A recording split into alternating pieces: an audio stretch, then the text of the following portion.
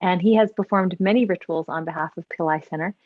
So today, and if you're in one of our programs, you've probably seen him perform guided ceremonies.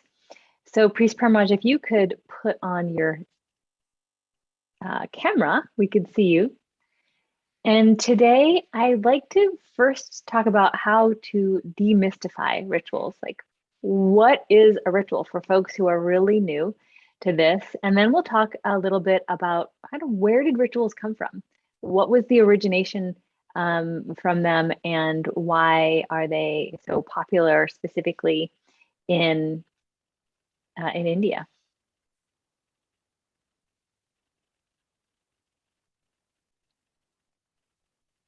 There you are. One moment, folks.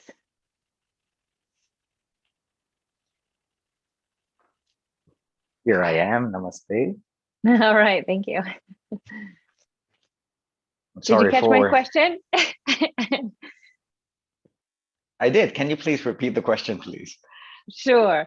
So I was asking, so many folks are probably new to rituals, and when I was, it was just very unusual to me. When I first went to India, when I first started studying with Dr. Pillai, I had no idea what that meant. I mean, I knew I would light a candle and pray or meditate, and that was about the extent of what I was used to doing for my meditation practice in terms of a ritual.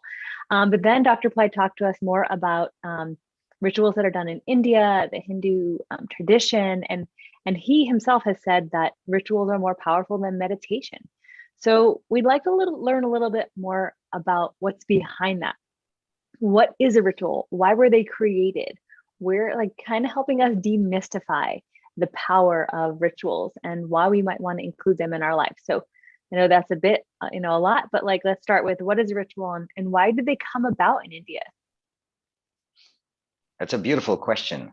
You asked a beautiful question. You asked, why were rituals created, right?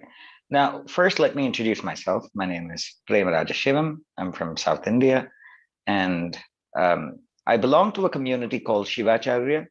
And so we study texts that are based on Shaivism, or that has Shiva as the primary god. And so based on those scriptures provide a beautiful answer. And the knowledge comes about life and all other aspects of life with like a beautiful question asked by Parvati to Lord Shiva, the consort of Shiva known as Parvati. She asks him, how can we help these poor beings to remove all the worries and the struggles that they go through? And then Shiva unfolds an immense amount of knowledge. And so these are elaborated in 28 scriptures known as Shaivagamas. So it goes on about that. And so coming to the question, why were rituals created? Rituals are a part of, as I mentioned earlier, a whole set of knowledge that were revealed to Parvati by Shiva.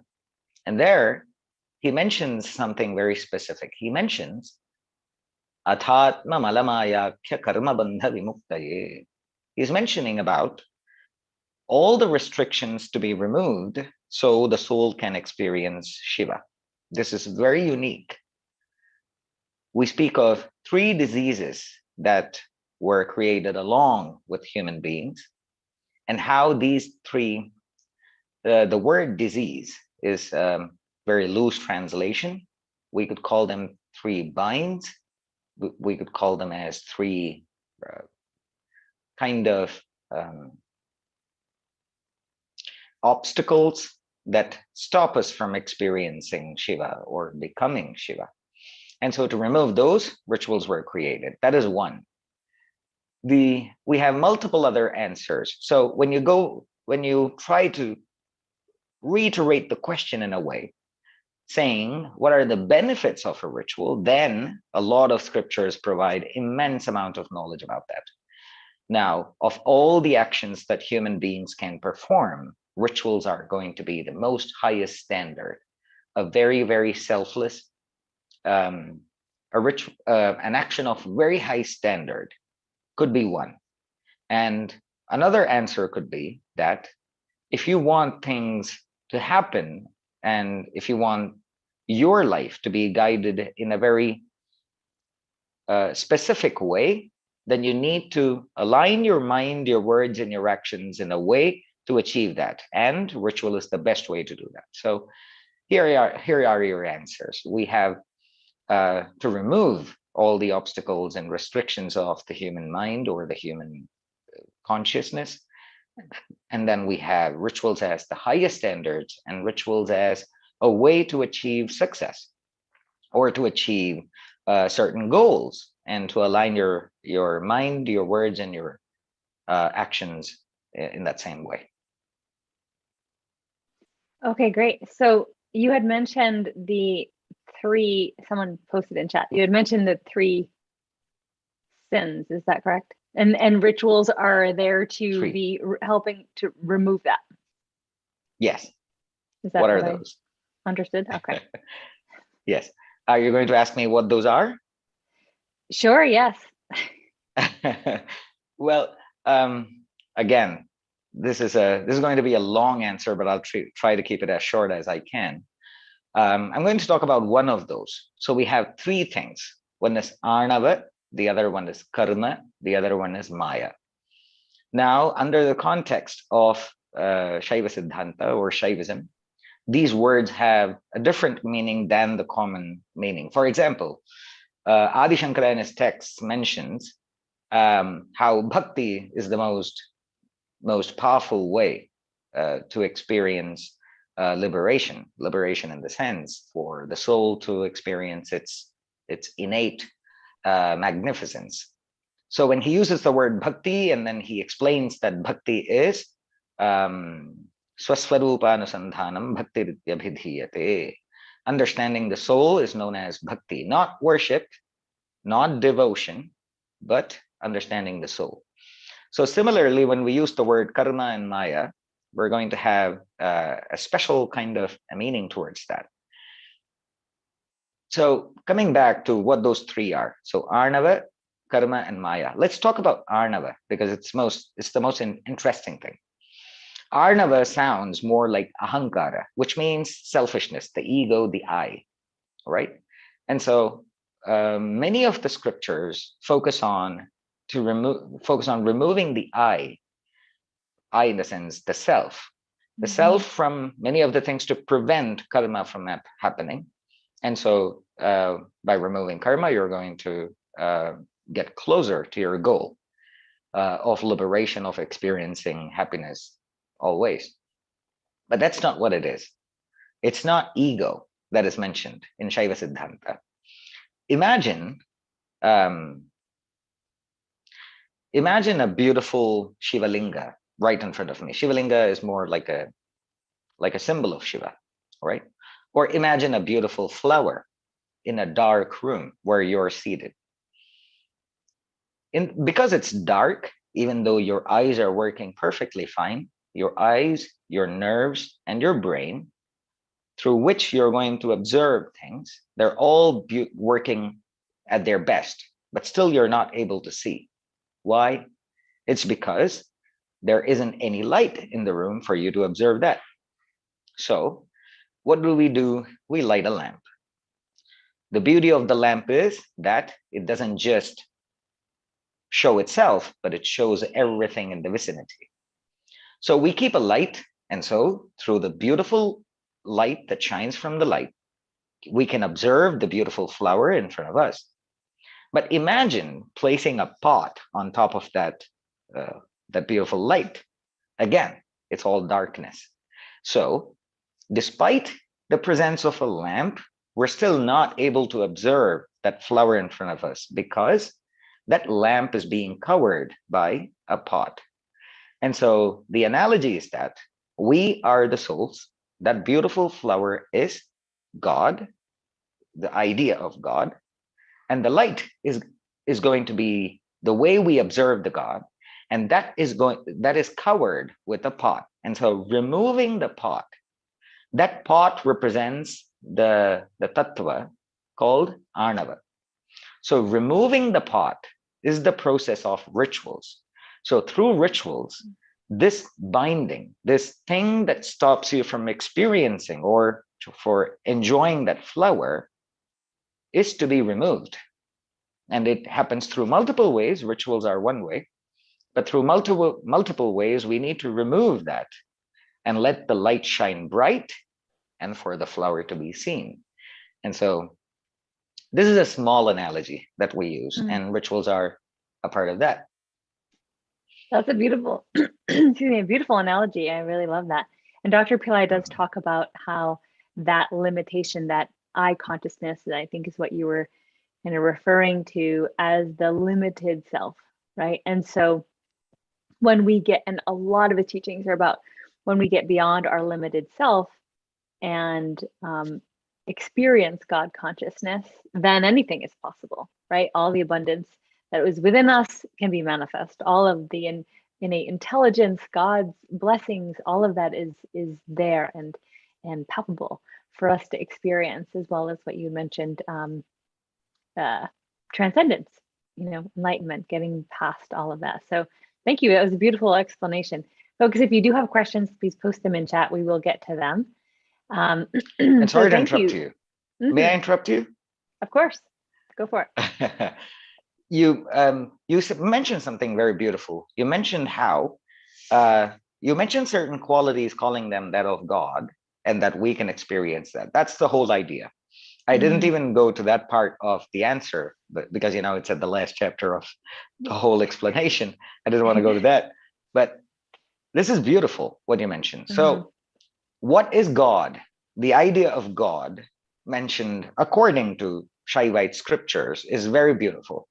And so when an individual soul like ours, when we experience something similar to that of that idea of God, that is liberation. That's a huge leap from us to that. Right. So we have multiple schools of ideologies. We have Dvaita, we have Advaita, we have Vishishtadvaita, we have multiple paths, right? And so this Shaivism is all about Shuddhadvaita. This is known as Shivadvaita. So we have a beautiful ideology where it's not dual, it's non-duality. It's Advaita, but it's Shivadvaita. So there is something very, very unique there. So yes, the qualities of the God, it's fantastic to hear that from you. And it's great. Well, that's Dr. Pillai's teachings, that we are, we are God embodiment, and yet we're limited by our perception, Maya, right? Not being able to see clearly or fully understand our karma, things that are impacting us from past lives, our current life karmas, our experience of identity, what we were just talking about now, the ego. Dr. Pillai's definition of ego is that which separates you from God, from you not believing you're God self, but you believing that you have, you're this, this body and this mind. And so it's the beautiful explanation and transition to understand that rituals are a more of a fast path from getting to our limitations to that transcendence. And that was explained by Parvati in the scriptures, and how beautiful. And she was so compassionate as the mother goddess to want to help all of us earthlings and beings to really help us get beyond our suffering. Perfect. Wonderful. So tell us a little bit more about the intricacies of ritual. For example, fire ceremony is one of the Dr. Pillai's kind of most favorite, I would say, rituals. And he said it's the fastest path to receiving abundance, to manifesting wealth, to manifesting health, and anything that we would want. So tell us a little bit about why this particular type of ritual is so important. So we have, again, when we talk about, if we are going to talk about fire ritual, then we do need to talk about what are all the different kinds of rituals there are. There are multiple categories of them, right? For example, there are daily rituals, and there are occasional rituals, and then there are rituals when there is a personal occasion that happens with a desire, then that's that. then there are those rituals. This is a separate set. And then there are another set of rituals which are done within the body, and then through sounds, and then through actions. And there are those. And then there are rituals which stop at different levels of offerings. And so that's why we call them as puja, an archana, or a puja, or a homa, because they all stop at different ends. I And see. so So if there was like one big stream of like types of rituals, we'd have almost section it off in terms of like how far you would go to complete the full spectrum. yes. Okay. And fire ritual is kind of like halfway, because there are rituals after that as well. But fire rituals would be halfway, and that's a long way as well for, with regards to rituals. And Right. there's another subcategory where it is about a ritual for the self and then a ritual for other people. And so when we talk about fire ritual, we need to talk about how rituals, the variety of rituals, right? Again, this is going to be too much of information. Forgive me for that, but I'll still try to keep it very concise. There are, when we talk about the different kinds of rituals, we have Vedic rituals, we have Agama rituals, which are also known as tantric rituals. When we use the word tantra, it's not always the occult practices. It's also about ritualistic, and evolved Vedic ritual can also be called as a tantra or an agama ritual. Tantra and agama are synonymous. And then we have Pauranika rituals. And so there are different kinds of rituals that we have. And then these rituals have subcategories within that. So there are Rig Veda, Yajurveda, Samaveda, and Atharva Veda. So there are 4 Vedas to which there are different sutras, and they have their own way of performing ritual. So this is Vedic rituals. And then we have Shaivagama rituals. We have Shaivagamas, we have Vaishnavagamas, we have Shakta Tantras. So we have these set of knowledges that are known as Agama or Tantra. And then in that, we have multiple categories as well. In Shaivagama, we have 28 Agamas, and then we have different paddhatis. And then, we have different places and different gurus who teach their own way. And so we have different set of rituals here. And then we have Puranas. So Pauranika rituals are also complicated and huge in their own way. So we have all these ways of ritual. What is the ritual that we perform? I know that I am introduced as a Vedic priest and that I perform Vedic rituals, which is true on on the common platform. I know, but it's not everything. And we always shortchange you on your full spectrum. So go ahead, please correct. No, you're right. I mean, you're right in a common way, right? Right. So ultimately, yes, I am a Vedic priest, and what we perform are Vedic rituals. But these rituals have, but as you can watch, I'm sure many of the people over here have watched Vedic priests perform, and I perform as well. So when I perform, it's always a little bit different. So the question is, why do we position things in a certain way? Which direction am I facing? Which direction are God facing? Where should I sit? What are the offerings? What is the sequence of offerings? And why do I show mudras and Vedic priests don't show mudras? And all of those happen. Vedic priests show the common mudras, but they don't do the intricate mudras of the god, etc. And so the reason is because I perform rituals based on Shaivagamas. And Shaivagamas are based on Vedas. And so we can say that I'm a Vedic priest, but ultimately what I'm practicing is based on Shaivagama. Coming back to the important question, fire ritual. Right. Fire ritual is the most, I would say, I need to be careful using certain words, but I'm going to call them tricky. I'm going to call them very risky, and I'm going to call them immensely, should use the word powerful. The reason is because it includes a lot of mantras, and the mantras always come with that,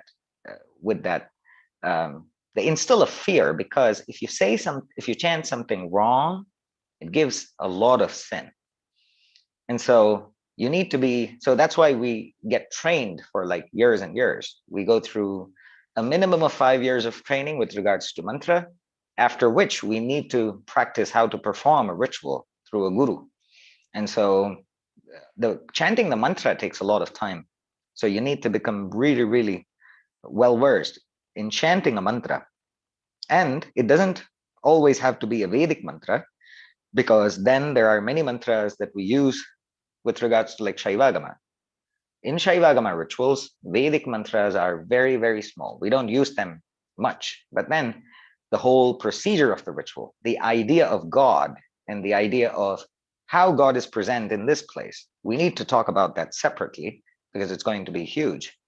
But however, so the idea of God and how we worship God in a ritual is very different from that of a Vedic ritual and the Shaivagama ritual.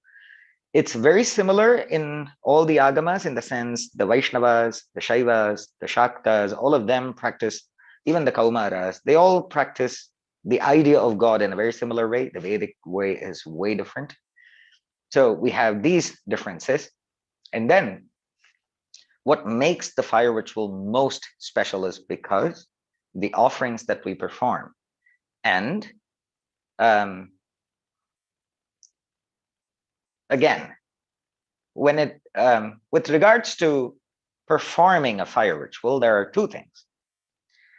In Shaivagama, usually the Acharya performs the fire ritual, and this is very traditional. So please understand me from a Shaivite's perspective. Even though when somebody comes to me asking to perform a ritual for them, the traditional way is to not make them perform anything, and I should be the one doing the offerings and everything, and they should be meditating and praying when ritual is happening, when the ritual is being performed. One could ask the question, well, why don't they get to perform the ritual? It's a very restricted space, and it goes through a lot. The fire is worshipped with immense respect and with immense devotion, that not even other priests are allowed to perform offerings into the fire, and only the one who takes up the responsibility or the role of Acharya gets to perform the fire ritual. This is extremely traditional. And even at a priest's house, there is another priest performing the ritual and not the priest. Commonly, the Diksha Guru performs at home. And so this is the fire ritual. But nowadays, everybody gets to perform, and the fire is worshipped in a way that is more, for lack of better words, I'm going to use friendly. Fire worship has become more friendly so that other people can also participate and perform offerings. And so that happens. Can you tell us a little bit about the significance of fire? So I know Dr. Pillai has talked a little bit about it in terms of, fire bridging the like heavens and the earth, right? Like the element that is in between. And how does that play into the fire ceremony itself? Perfect. So fire acts as a bridge. Fire acts as a gateway. Fire acts as a messenger, is what Dr. Pillai usually mentions. He mentions how fire can be called as a Havyavahana, the carrier of all the prayers, right? The carrier of all the offerings. That is the Vedic way. That is, so with regards to a Vedic ritual, right? We are in a yagashala. We are in a space where fire rituals are being performed. So as you can see, there's no gap between the pot and the fire pit. We have them close to each other. This is not the case with regards to a Vedic ritual. In a Vedic ritual, it doesn't matter where the pot is and where the fire pit is. They can be in two different rooms, and you can still perform a fire ritual, and they can be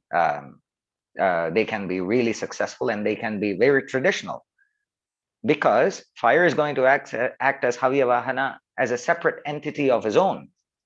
Fire is a separate entity, and the pot, the deities invoked in the pot, are going to be a separate entity. So there's no connection between the fire and the pot with regards to Vedic rituals. And that's when we use the words like Halyavahana, the carrier of the prayers, etc. But in Shaivagama rituals, there is a bridge between the fire and the god himself. So we keep darbha grass, we have a special kind of a grass that we place between the fire pit and the pot. They should be inseparable. They are the fire acts as an extension of the deity in the pot, and so they're inseparable. So when I perform a ritual, or when any Shivacharya, or when any Shaivagama priest, even Vaishnava priests, even when they perform a ritual, I'm sorry, not Vaishnavas, specifically Shivacharyas and Shaivagama priests, when they perform, the fire pit acts as the mouth of God, and the fire acts as the tongue. And so here, offerings are made directly to the deity, to their mouth. And there, fire is no carrier. Fire is not carrying anything. Fire is not an entity. Fire is nothing but God himself or herself when the ritual is being performed. This is Shaivagama ritual.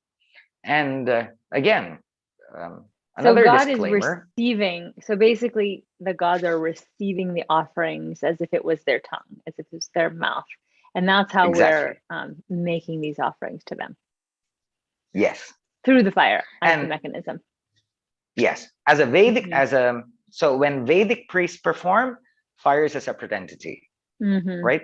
Because the Vedic gods and the gods we worship are different. Again, this is going to be a very long subject. We don't need to get into that. Let's just bypass all of those details for now. We'll get to it later. Yeah. For now, I really want to better understand the significance of the fire ceremony itself. And so getting a little deeper into that, are you going to go ahead? Yeah. So in fire rituals that I perform, or when Shivacharyas perform, fire isn't a separate entity. And so it is an element, not an entity. And so it's an element that absorbs in the name of God as a form of him. Do I make sense? Wow. Yeah, great. Yes. And so then when we make offerings to this fire, we're literally making offerings to the god or goddess. Yes. And tell us a little bit more about the significance of those offerings. So I understand every offering has its own kind of property or or blessing behind it. You don't have to get into the specifics of exactly what all of them. I know there's a large amount of offerings, but maybe some general, like the flour, like the rice, like the ghee, because we want to understand better, like how are we pleasing the god? Like, what can we better do to please the god? And these beautiful question. And that. Beautiful question. And before we get to that, one small disclaimer. There's no comparison with regards to which is a better ritual. Please do not put your minds to that, because nowadays we have comparison for everything. We compare everything, which is a better website, which is a better dress, which is a better platform. We always keep comparing. So do not compare Vedic rituals with Agama or Tantric rituals or Pauranic rituals and understand that one is better than the other. Absolutely not. Everything is of the greatest standard, and every way of ritual is fantastic. No way is better than the other, right? So let me clear that out. And then going into offerings. So I'll talk about 5 important things. We decorate the forehead of divine beings with sandalwood paste, and that represents the earth element. When you observe world through the senses that we have, the sense organs, the karmendriya and jnanendriya especially, we observe things in a very fundamental, natural way, Shiva. And from that ideology, from that perspective, we find sandalwood paste to represent earth element. And so that is given the first and foremost importance, and that is being offered. And then flowers, those represent the element of space or ether. And so flowers are very special. And then because flowers are so special, there is a huge textbook that is dedicated to which flower to which deity and when, and which not to which deity when, given completely. So it's a fantastic textbook that that is there. And so we have flowers representing the space or ether element, and then representing vayu or air is going to be incense or dhupam, agarbatti. So so any kind of incense that we offer is going to represent air element. And then obviously the tejas tattvam or the fire element is going to be the lamp. And then we have another tattva. So prithvi, up, tejo, vayu, akasha. We've completed 5 elements, right? Earth, sandalwood paste for earth, flowers for ether, dhupam. Oh, we didn't go through water. So dhupam for vayu, air, incense for air, light for fire, and then we have water. So water, when we perform anything to God, we use water in the form of elixir. So we're talking about amritam. So when we offer water, again, we have 3 different vessels carrying 3 different things that represent 3 different offerings of water. Beyond that, we have whatever food offering we make to God, that to represent the taste in that. The, again, for lack of a better word, the energy in them are going to represent that elixir of immortality that we call amritam.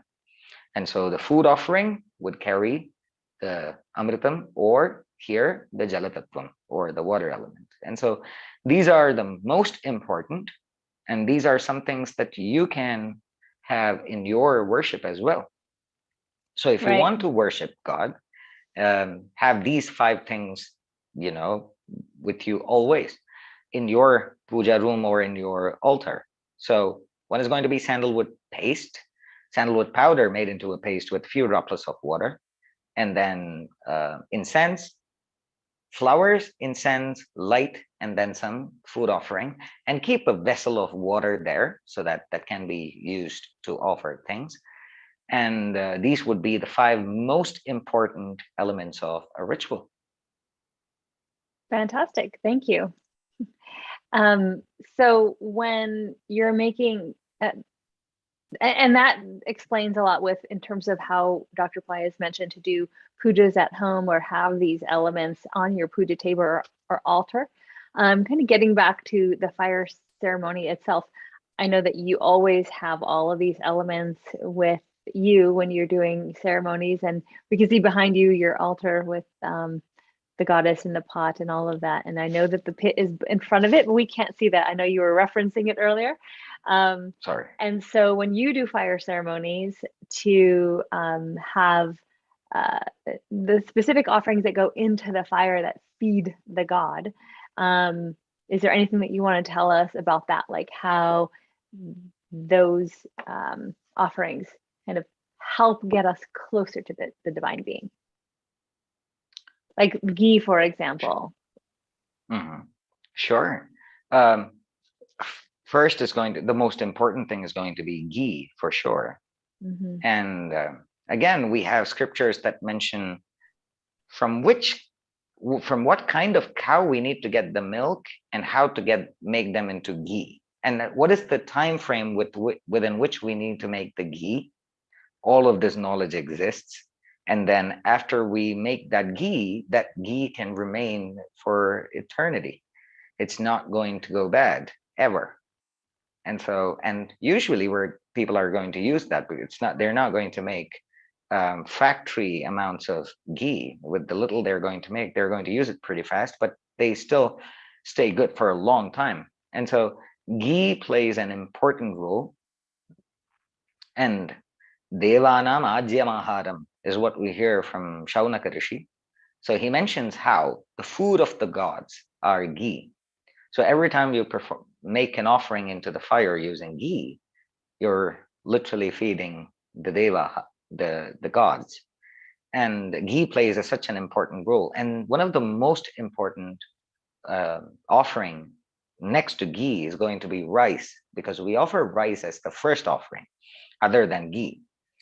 Ghee is to give energy to the fire. Ghee is to, as you can see, the more ghee you offer into the fire, it's going to, glow bright. And so in a literal sense, it is to give energy, and it is to make the fire digest well.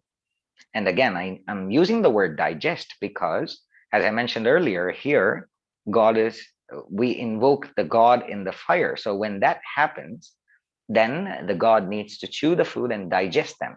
He needs to transform whatever offering we're giving to him, even just like we to do. him or her, into that, like we do.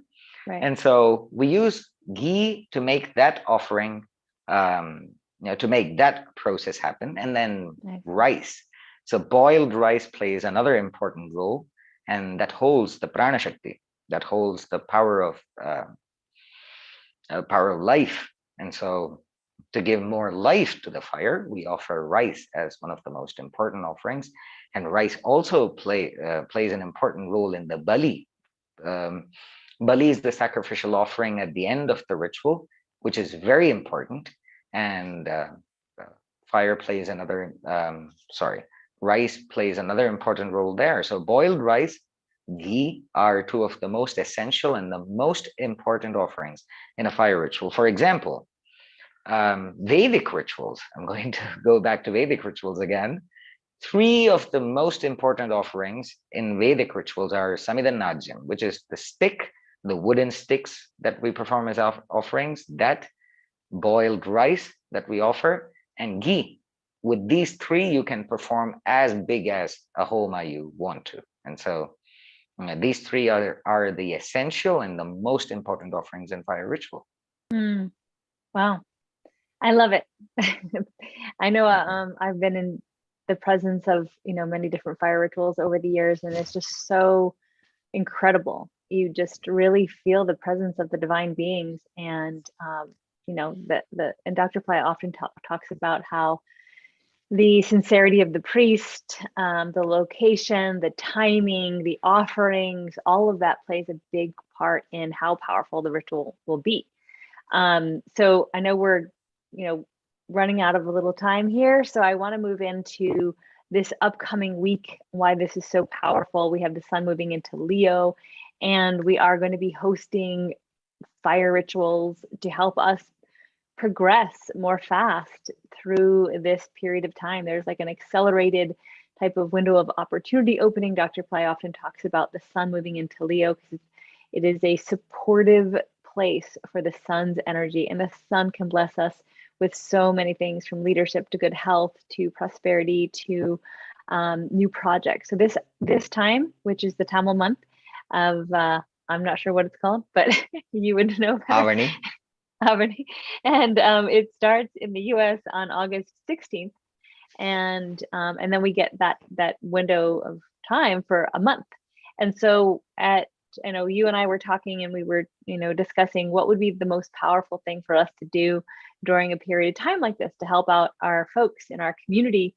And the fire ceremony during the sun in Leo is just an immense opportunity for us to kind of ride that wave, where we'll be, you'll be invoking on our behalf many different mantras. We've picked power times throughout I think it's a 3-week period for 5 different rituals that we'll be performing. And you'll also be teaching 2 additional sessions on side of that group where we can learn more about Karma Yoga, the Bhagavad Gita, how Krsna talks about that, as well as manifestation principles inside of the Agama scriptures. So we'll be hearing from you about those 2 teachings, and then 5 different fire ceremonies. Tell us a little bit about what you feel the importance of these particular rituals that we selected, and let me go through and tell people what they are, just so that we have an overview.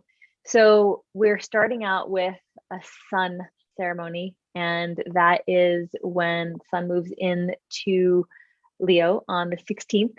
And actually that day we'll do a little preparatory session. I'll be hosting that, which how to use the Manifest with Fire program, how to kind of align yourself with these rituals, with the mantras, with the power times, and really make the most of it with that internal manifestation as well as that external communication with the divine beings, how we can best utilize that and bring it all together. So that's going to be on the 16th, and you had the ritual that you selected was for Ganesha and Shiva, for the sun's Shiva energy. Surya. Yeah, there you go.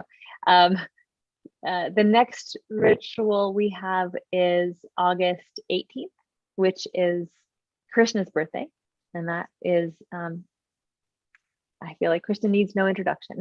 Krishna, who brings us this beautiful 200% life of both material and spiritual energies, and his blessings. He's both a destroyer as well as a lover, and there's many different ways that we can describe him, but Dr. Pillai has definitely given Krishna a beautiful platform inside of this community. Then we are going to move into the August 25th, which is a Durga New Moon. So this is a new moon time, and we'll be performing a Durga ceremony, which is to eradicate evil forces, how to destroy negativity and protect yourself against those type of forces that are in our life. They're inside of us and they're around us. And so Durga can really help bring those blessings and create a blanket of protection around us, like the divine fierce mother that she is. Then we have September 2nd, which is an Anuradha star day. And I believe it's also a Friday. Yeah, it's a Friday, Anuradha. And we're doing a Lakshmi Narasimha fire ceremony. And that helps us to both remove any negativity, because Narasimha can do that. He removes what Dr. Pillai calls ugliness and creates beauty, and as well as prosperity. Then our final ceremony will be on September 5th, and you had selected Lord Bhaga. I think I said that right, Bhagya. And that Bhaga. is the 11th, Bhaga, okay. That's the 11th moon. And I don't know anything about that being. So you can give us a little overview of, your interpretations or your information about these rituals and why you selected them and why you feel that they're important. Thank you. Thank you for the opportunity. Thank you for the opportunity to help me choose these rituals and for helping plan this program. And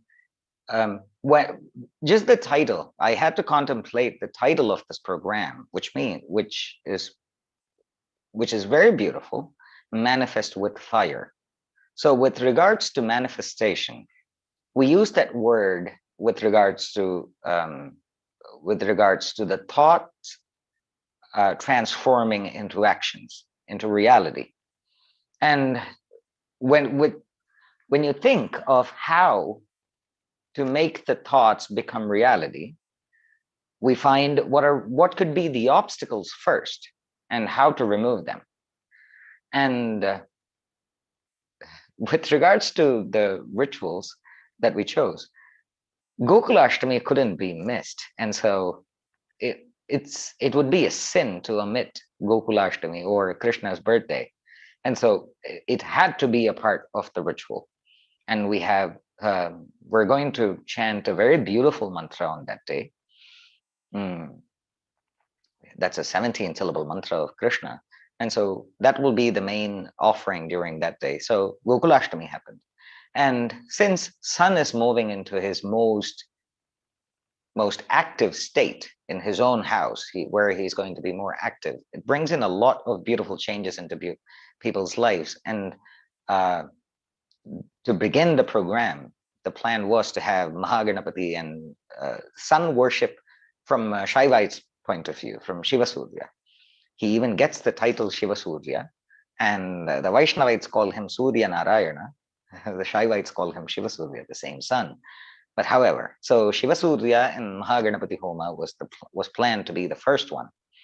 And after that, as you mentioned, Gokulashtami, and then Drishti Durga. So you remove the obstacle, pray to Mahaganapati, remove the obstacles first.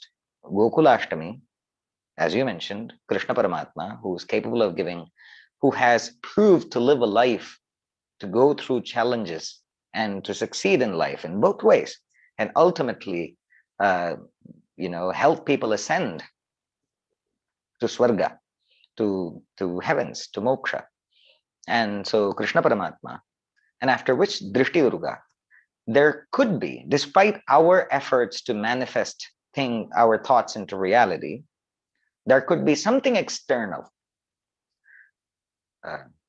Yesterday I was watching one of Dr. Pillai's old videos where he speaks of Adhyatmika, Adhidevika, and Adibhautika, which is both from Ayurvedic texts and Shaivagama texts, talking about external factors that could even bring in diseases or could be a great obstacle with regards to succeeding or transforming thoughts into reality. And so to remove that, and one of the most important obstacle or challenge would be drishti, which would be evil eye. And so to remove that, Drishti Durga Homa was planned. And then September 2nd, Anuradha Nakshatra. Another Anuradha Nakshatra Homa for Lakshmi and Nrisimha. Lakshmi and Nrisimha are one of the most beautiful combination of success, victory, and so when you say success and victory, one would be you winning, and one could be the defeat of the negativity, right? There could be two meanings to the word success. One could be us winning, and could be the defeat of negativity, the victory of auspiciousness and the defeat of negativity. So on both aspects, Lakshmi Nrisimha Homa on Anuradha Nakshatra and Ekadashi was beautifully manifested. And then what would be the best way to complete the program? And that would be Bhagya Sukta Homa. It's a Vedic ceremony, but it will be performed again in Shaivagama way. The god is going to be called Bhaga. We use the word Bhagavan everywhere, right? Bhagavan Ramaha, Bhagavan Krishnaha, Bhagavan Shiva. Even for Rudra, in the Vedic chant, Rudra chant, it begins with Om Namo Bhagavate Rudraya. We call him Bhagavan. Namo Bhagavate Rudraya, Chaturthi Vibhakti. So Bhagavan, Bhagam Asya Astiti, because he has Bhagam, he is called a Bhagavan.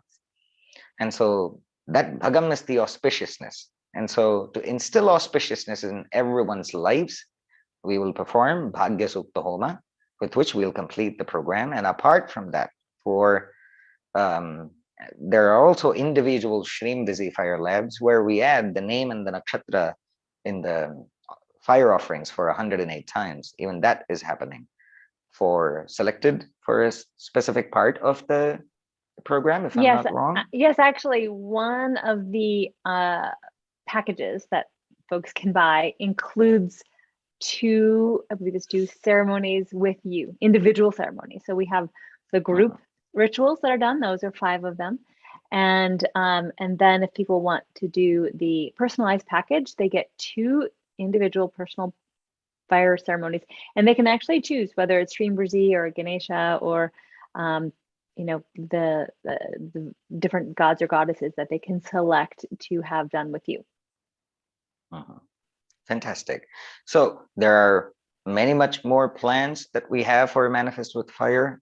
We're going to identify what are all the other obstacles that can be removed and have those be performed as well. This was actually planned for a very extended period of time, but fortunately we have other ceremonies like Navaratri and Mahalaya Paksha who are all coming very soon. And so we're going to take it slow, but there are much more ways in which we can help manifest things. And again, I'm going to say this again, but please forgive me that we haven't implemented this yet, but to guide people to perform rituals only puja, not fire rituals, to perform sound and light ceremonies on your own. There are many plans that are being made, and hopefully Dr. Pillai blesses for that to be revealed soon, and hope we complete that. And we are very much excited to perform rituals along with you.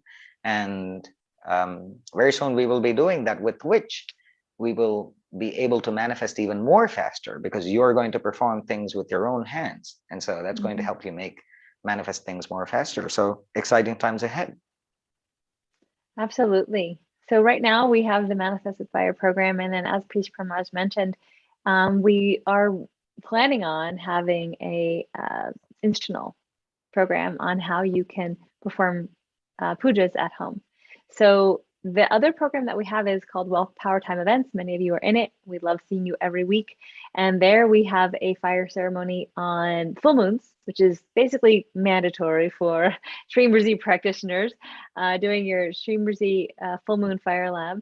And then we have weekly pujas where Priest Parmaj will perform those on our behalf, and we watch them. These are all interactive. So the Manifest with Fire program also should be mentioned that you will join live via Zoom. You will watch it, you will participate in terms of like praying along. There'll be a mantra that you'll be able to chant. We send that to you in advance. He does his own specialized mantras, but at one point he does chanting the mantra that you will receive, so that we all get to experience that together and chant this mantra. And so not only are we calling upon these divine beings, and Priest Parmaj is making the offerings into the fire, and they're receiving them, like we just learned, in terms of their ability, the God's ability to receive and digest these offerings. But then you are participating at home with your chanting, with your observation, with your prayer, and the energy that we all co-create in this kind of circle, like kind of being around the fire ceremony as if you were right there in person. We've had such amazing feedback. People say, I can smell the fire, I can feel it, I feel the gods, I can, really embrace the energy of this experience together. And if you're not able to do it, participate live with the group, your name will be entered into the ritual, so via proxy. So you'll be participating either way. But being there live is a wonderful benefit, and that's something that we've been providing through the wonderful technology that we have. And having Priest Parmaj be able to speak to us in English and tell us what's going on has just been such a gift, and such a, we've had Indians mention, I've been doing these rituals, attending rituals my entire life. Never did I know what was going on. Never had had such an experience. So we're blessed. We're blessed to, with the blessings of Dr. Pillai, to be able to host these sessions and have you join us. There always is an exchange for rituals, because there's a karmic exchange when a ritual is being performed, right? So we need to have a financial exchange for that as well. So so we've kept the prices as low as we can. There was an early bird that, sorry, just expired. If you need any assistance with pricing or a payment plan, just let us know. We're always very accommodating in that area. So there's actually 3 different levels in this program. There's to participate in 3 of the ceremonies, 5 of the ceremonies, plus the 2 wisdom sessions that Priest Parmaj will be hosting, or the personalized version, which is all of that plus 2 one-on-one individual fire rituals, which people have loved those. So if you have any questions, let us know. Write to us at office@pillaiCenter.com. And then for the Wealth Power Time events, we host that every single month. So that one's a much lower price point if you're interested in joining that program. And the links should all be below this video. But do know that the Manifest with Fire does start this week on August 17th. So if you're interested in joining to receive the first ceremony on the sun's move into Leo, then that would be in just a couple days from now. So I hope to see you there. And I do hope that this was educational and useful for you. We will be hosting more of these types of sessions with Priest Parmaj on the Pillai Center practice page, YouTube as well. So do look out for that, and make sure you like and subscribe to Shreem Brzee Official, so that you'll be notified whenever we do have live sessions. And do add your name to the email list so that you will get notified of any reminders for our free workshops every month. And then in 2 weeks from now, I will be hosting a Power Time forecast of September, which we do every single month, which helps you understand what Power Times are coming up and how to best utilize them for your Shreem Brzee practice. We are also hosting a Shreem Brzee challenge at the moment. So if you want to participate, recently Dr. Ply had talked about a new mantra called Making Money Every Day. And our wonderful Shreem Brzee team has put together a challenge which is being hosted on the Shreem Brzee Facebook group, as well as the fairly new Shreem Brzee Telegram group. So join either one of those groups, the Telegram is a channel. Join either one of those groups and channels to receive daily updates on how to participate in and be motivated and inspired to be chanting Shreem Brzee, as well as Make Money Every Day mantra from Dr. Ply, which just came about. So that's, I think, all of what we have going on. Of course, every month, free at Shreem Brzee Official, we have weekly chanting every Friday on the channel. We have twice a month webinars, and now we have this daily challenge that's happening. So we want you and encourage you to be participating and doing Shreem Brzee. Dr. Ply also had a recent video out. You can watch that about how everyone should be having wealth in our lives. So that is our wrap up for today. Let me see if there are any questions. So Layla posted the Facebook group and the YouTube. Thank you so much. You can go ahead and join that Facebook group if you aren't already. Also, the Telegram group is, just go to Telegram and search on Shreem Brzee Official. We're the only ones that is there. In fact, that's the link. It's TM, whatever that is, / Shreem Brzee Official, and you'll join that channel as well. So it doesn't look like there's any questions. Oh, thank you. Layla posted that as well in the Telegram and our YouTube. Looks like we thoroughly covered the topic. Priest Pramaraj, thank you so much for your knowledge and thoroughness of explanations. I do look forward to our next ceremony with you, and that you will come back soon and help us understand even more about rituals and the amazing scriptures that all come from, that provide us this beautiful knowledge. Shivaya Namah. Thank you. Wonderful. Okay, folks. So we will see you in a couple weeks at the next live webcast. And hopefully we'll see you on Tuesday, August 16th in the first Manifest with Fire ceremony. And if not, if you're in the Wealth Power Time events, then we'll see you on Friday for the Friday Shreem Brzee Puja. Until then, continue your Shreem Brzee practice, and we'll see you soon. Namaste.